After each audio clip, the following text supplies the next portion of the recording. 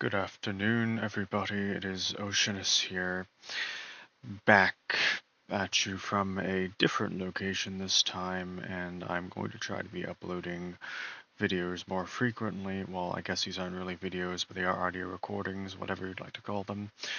And today, if you're not following my Substack, which is what these videos are, they're basically me reading my Substack posts, I am going to talk about Mr. Gavin Wax here. Now, earlier this month, it was revealed that Democratic Attorney General candidate for the state of Virginia, Jay Jones, sent text messages to a colleague where he fantasized about a political opponent's children being shot. And as you've probably seen if you're politically aware, essentially, Jay Jones is the Democratic Attorney General candidate for Virginia. And he was essentially saying that I think it was the one of the Virginia Assembly members, his children. He essentially was like fantasizing over the killing of this guy's children, and it's been a big scandal. And you would think that this would be a controversy, that he would be universally condemned by his own party. After all, the Democratic Party is all about decency in politics. They cry to high heavens when someone on the right says something remotely edgy or inflammatory. Yet, the J. Jones messages never became a controversy. There was no universal condemnation for his party, no calls for him to drop out of the race. The Democratic Party has come to the conclusion that beating Republicans and right-wingers is more important than trying to self-sabotage. Essentially, while it is a controversy, it's not really a controversy outside of Republican circles, outside of conservative circles, outside of nationalist circles, because they don't care. They don't care about their side doing this. However, speaking of self-sabotage, that is all the Republicans seem to be doing lately. Gavin Wax, as you can see on the screen that I have his face up here, a high-ranking member of the New York Young Republicans, leaked a group chat to Politico which showed inflammatory messages from multiple individuals involved with young Republican organizations throughout America. It should be noted, however, that unlike the contents of J. Jones' violent texts, none of the people in these group chats ever advocated for the killing of children to prove a point. Yet, like the professional losers that the establishment Republicans are, they called for those involved in these chats to step down from their positions. The entire reason why Wax leaked the chats to begin with was because of a personal dispute with one of the people involved. Apparently, what had happened was that he was settling a personal score with New York State Young Republicans President Peter Giunta. I think that's how you pronounce his name. I apologize if this gentleman finds this video and it's wrong. And essentially the grudge began after Wax felt that Giunta had undermined him by taking a photo opportunity with Donald Trump at a Wildwood rally, an opportunity where Wax believed was rightfully his. And Giunta also challenged Wax for the position of National Committeeman and won.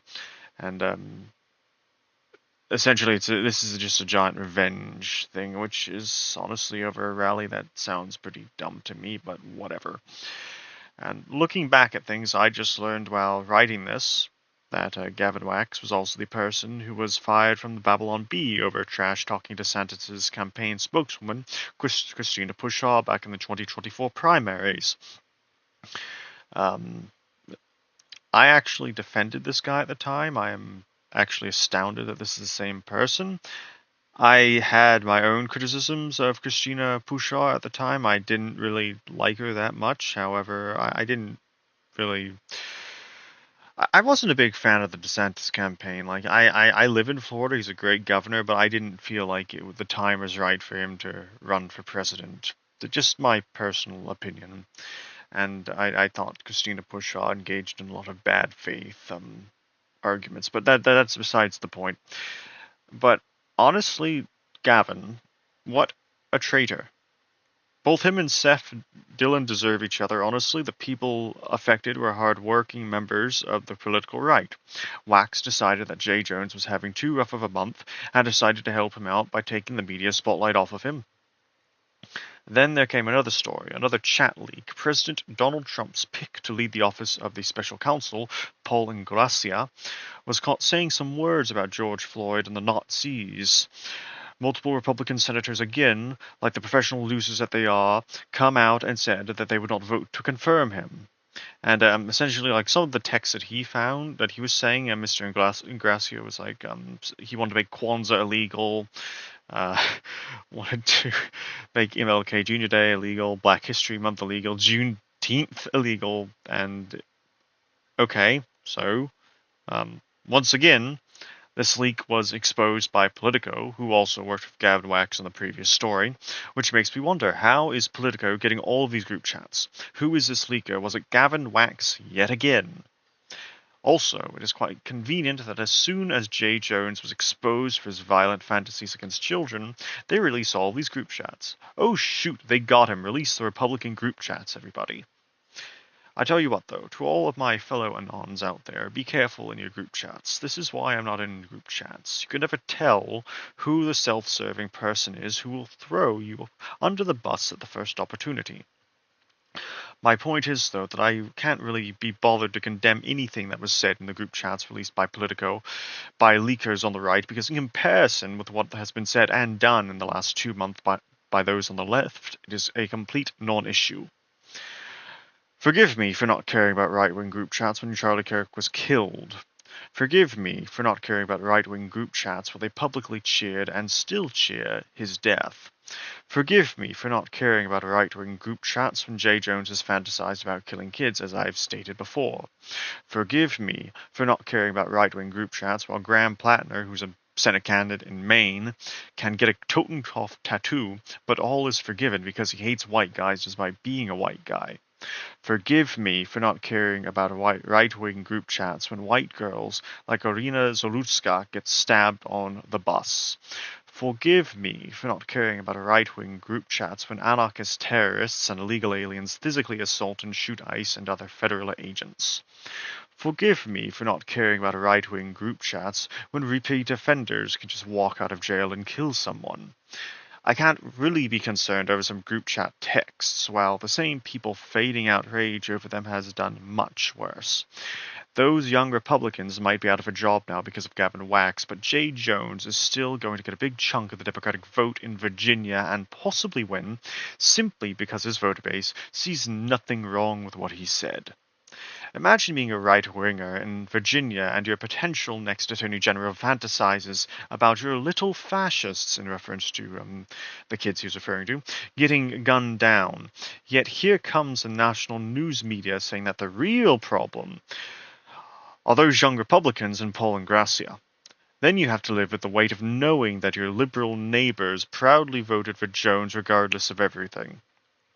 I'm not just saying this, by the way. What happened to kids being off limits? If you can think of killing a kid because of their parents' political affiliations, then what else is acceptable to do to that kid? If it reads like I'm crashing out about this entire circus, it is because I am. I am sick to death of these double standards and these apples to oranges comparisons. Oh, Jay Jones wants to kill kids, but did you hear that Paul Ingracia wants to ban Kwanzaa?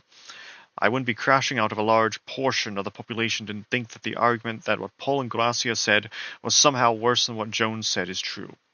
If we are saying that advocating the banning of certain holidays is on the same level of fantasizing about killing kids, then I don't see how this country stays united in the long run.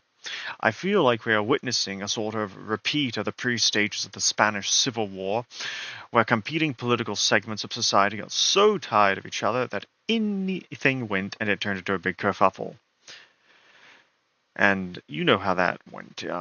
Francisco Franco, the dictator of Spain from 1936 to mid-1970s, he essentially right-wing nationalist guy, got rid of most of the left-wing elements, actually. He lost in the long run because now Spain is quite liberal compared to how it was before, but you understand what I'm getting at. Anyhow, that is all from me tonight.